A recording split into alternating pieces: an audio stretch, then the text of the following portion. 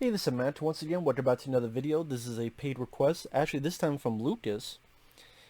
Thank you so much for that. And for those interested in requesting pretty much any type of videos or topics, reactions, re-reviews, reviews in general, or pretty much anything, feel free to send it either directly to my PayPal or join my Patreon. Both links are down below in the info box.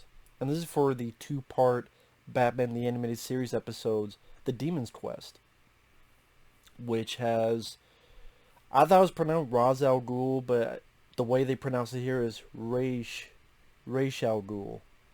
So I'll try to pronounce it right, at least based on this episode, this show.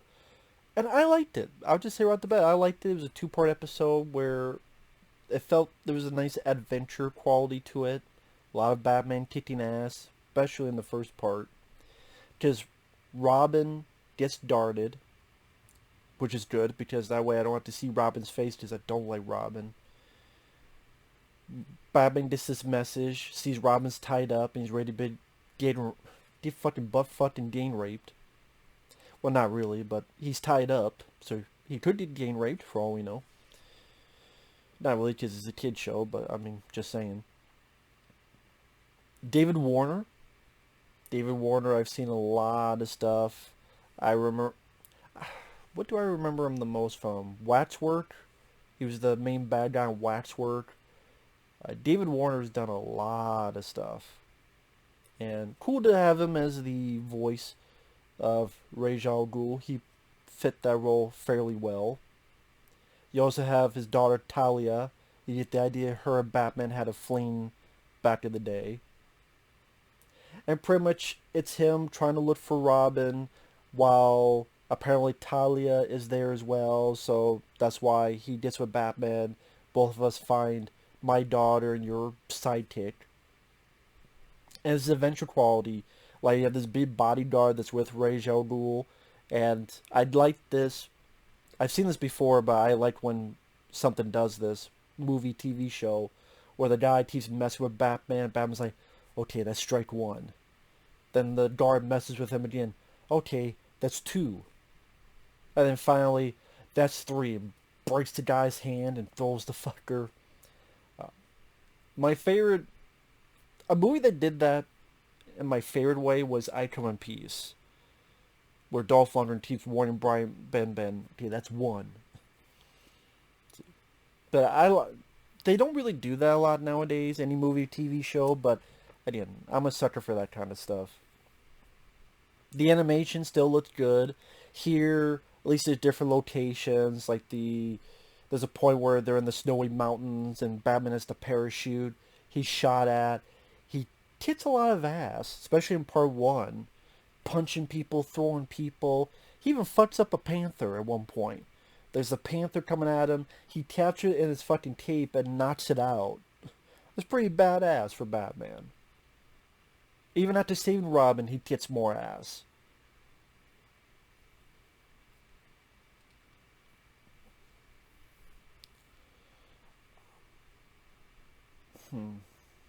I guess I would give spoilers because these are pretty old episodes, so if you don't want spoiled, I would say it's a fun two-parter. Part two, it was strange to see Batman shirtless. It's just not typical to have him have the cowl, but be shirtless. He has like a sword fight, and then there's a moment where him and Talia kiss as the sun rising up. I'm like, this would be the dreams of many fan fiction writers, I'm sure, this image. But Batman with his shirt off, kissing the girl among the rising sun. Okay, interesting. Not what I expected. But I mean, it's a fun two-part because it's action-packed, has an adventure quality to it. David Warner does a good job as the villain. But again, more in spoilers, you find out Ra's al Ghul took Robin because it was a test for Batman. I want you to join with me, be my heir. I have a daughter, but I want my heir to be a guy. So not only is he evil, he's sexist. Batman's like, fuck that, I'm not going with you. Okay. But he's hurt at this point, taken to the Lazarus pit. He's now younger.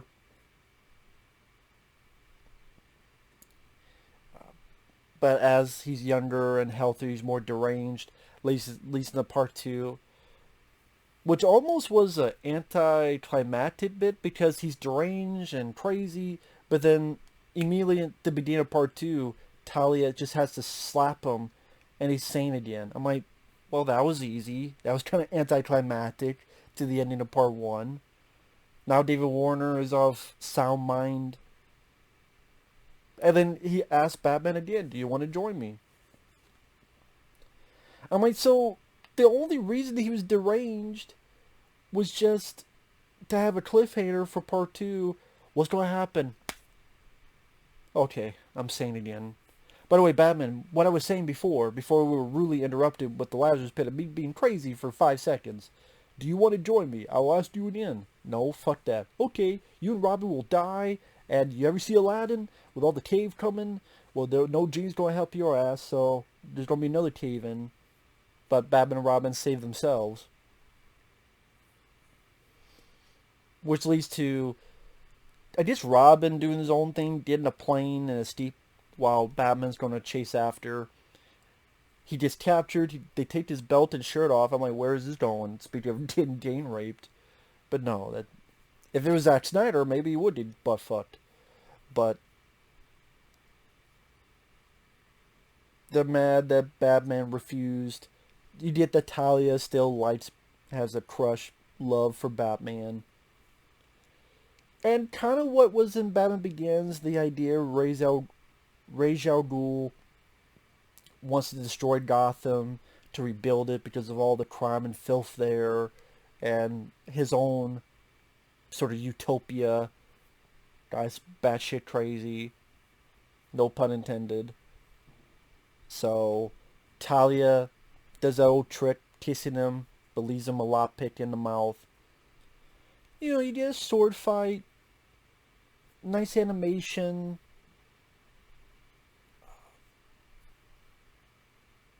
Fuck up the satellite, throwing a sword at it. Talia and Batman kiss.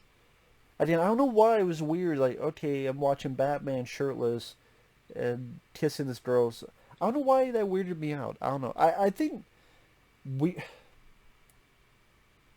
It's just not typical to see in an animated show, but it's kind of. If this was a movie, I mean, how many movies have I seen where a guy is.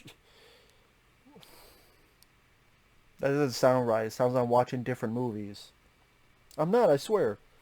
But I'm talking about you, Rambo, Commando. I mean, all those movies in the 80s where even Die Hard got to a point where the shirt comes off and there's the chest. So, you know, it happened with Arnold, Stallone, Bruce Willis. Now it happened with Batman.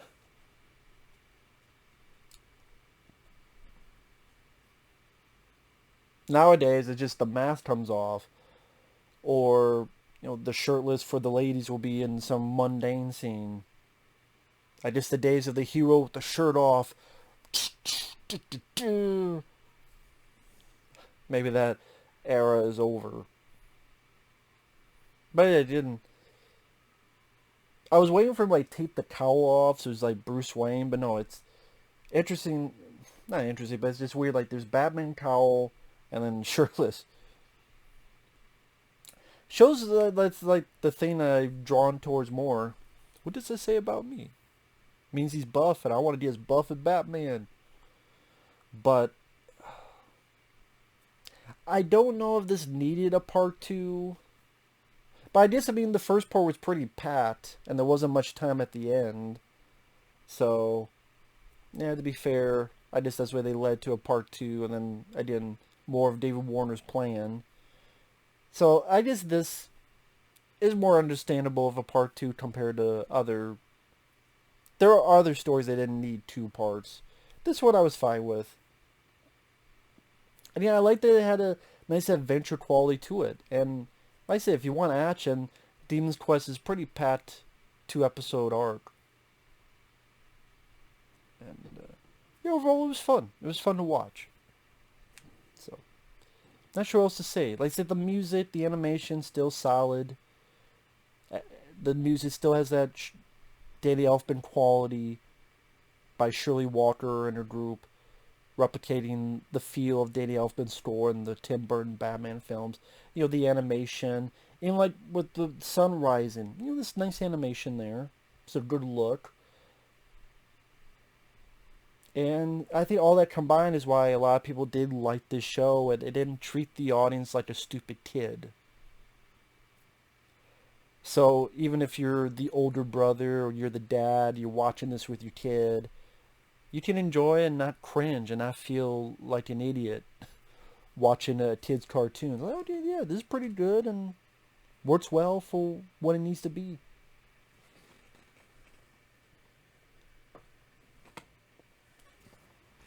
Not too shabby. So, yeah, with that said,